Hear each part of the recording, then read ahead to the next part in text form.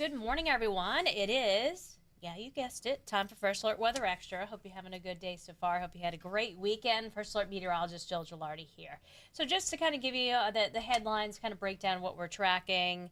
Of course, this is locally mentioning. Of course, we're going to get into Melissa, but we had that, the freeze and the frost likely still ongoing in many areas this morning, and the end of the growing season for some that didn't have that end just quite yet, especially down to the south.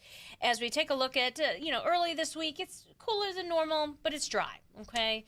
But we have gone ahead and issued a First Alert Weather Day for Thursday. It looks like later in the day, the rain and the wind is really going to start to ramp up with the system. And there's some interesting ties with regards to Melissa that we'll get to. So let's just talk about Melissa. It is certainly making the weather headlines. It's the big story. It's the strongest storm on the planet right now. It's a Category 5 hurricane. That's at the top of the scale. Now, it is painfully moving slow, so the heavy rainfall was always going to be the biggest concern with Melissa. Originally, it was not so supposed to get this strong, but things change, a little wobble in one direction. It gets over very favorable conditions for formation and strengthening, and that's exactly what is happening. So right now, the center, the worst weather, is south of the island. Eventually, it will cross the island. Now, with that jog west, you think, oh, that's great news. No, that puts Kingston, one of the highest population, almost 1 million people, on the worst side of the storm, okay? But the entire island, it is just not going to look the same after this goes on through. So it's moving west at 3 miles per hour. It's bringing in those bands of rain. The surge is getting worse. The winds will eventually get stronger, but it's going to be the rain initially. Winds right now, 160. They're gusting higher than that. Of course, the center's offshore. It's still offshore tomorrow morning at 1 a.m. So it's the heavy rain that just won't stop. We're talking about 1 to 2 feet, some places 3 feet.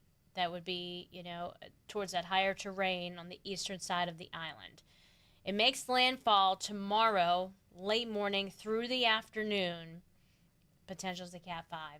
Okay, then it will weaken some because it went over land, and then it starts to get picked up by the jet, starts to move faster, but it still maintains that Cat 3 force strength crossing eastern Cuba.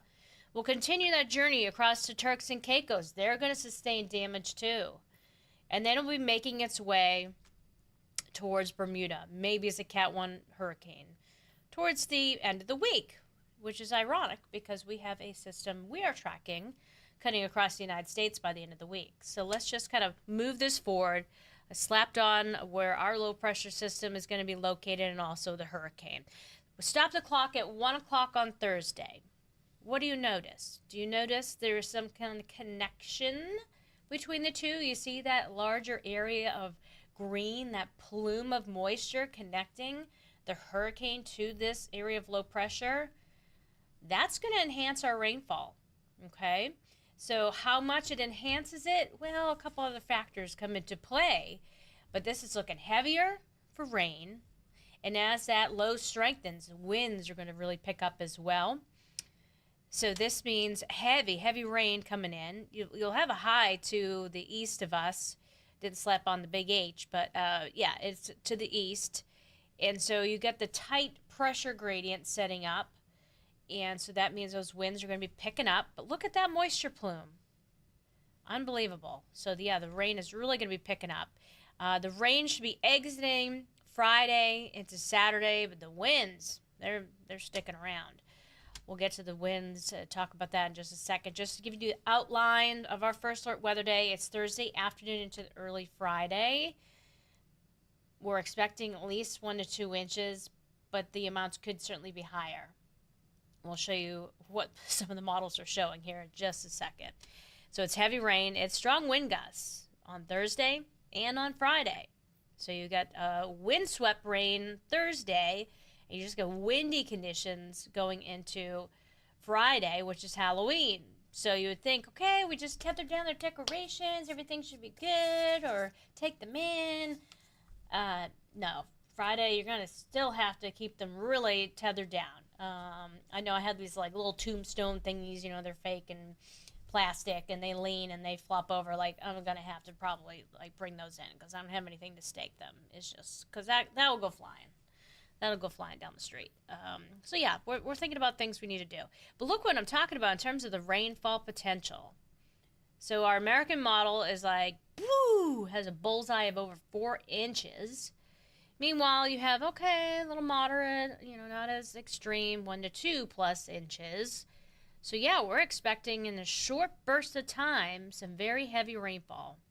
That plume of moisture will enhance the amount of precipitation that could ring out into the atmosphere. So that's what we're going to be watching. All right, Halloween forecast by the evening has improved some with the rain, not so much with the wind. So this is still evolving. Each day it presents a slightly different picture. Okay, you hope as you get closer, of course, things will start to align and it will make more sense. But just to give you an idea of some of the wind gusts. Now, usually it's a little bit higher than what actually pans out, but that's 30 plus Thursday. And then we get into Friday. That's 30 plus. And it's still windy going into Saturday. So that's one model. And let's compare the models. Okay, we got some wind on Friday or Thursday. Let me just back that up since I forgot to put a pause point. So there we go. Being very similar. Showing those strong wind gusts on Thursday. And then again on Friday. And staying breezy going into Saturday. All right, back here. Right now, it's the cold and the end of the growing season for some of our southern counties with the frost and freeze alerts. Inland today, we go from that chilly, around freezing temperature to the low 50s with some clouds later in the day. Bright down towards the shoreline, maybe a cloud or two later on. You'll be warmer because the wind's coming in off the land into the upper 50s. So yeah, there's the flow today. There are those late day clouds, no big deal.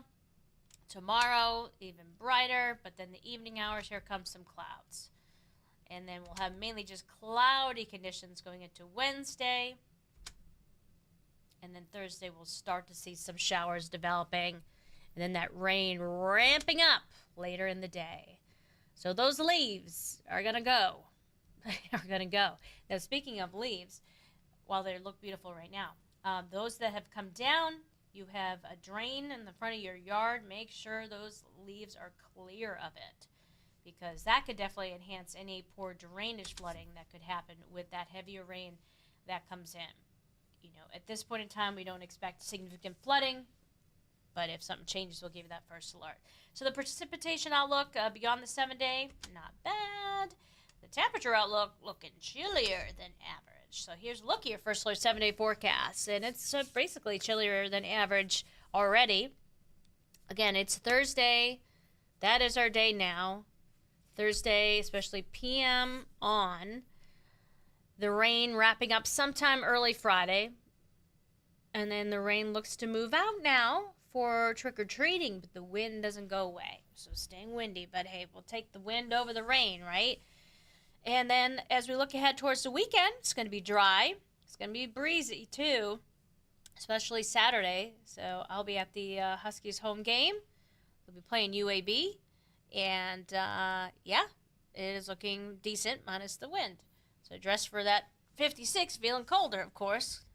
And then we are falling back. So we are obviously adjusting any clocks that manually need to be changed, and make sure the batteries are great in your smoke, in your carbon monoxide detectors. Always a good time to just check those, replace them. And yeah, 'tis the season for our sunset to be around 4:45 in the afternoon on Sunday. Just saying. All right, we're going to keep you posted, of course, on that upcoming First Alert Weather Day, and keep you posted on how Melissa, continues to bring destructive weather to Jamaica, life-threatening conditions. Our thoughts and prayers are with them. All right, everyone, have a great rest of your day. We have another First Alert Weather Extra coming up at 9:30 tonight you won't want to miss.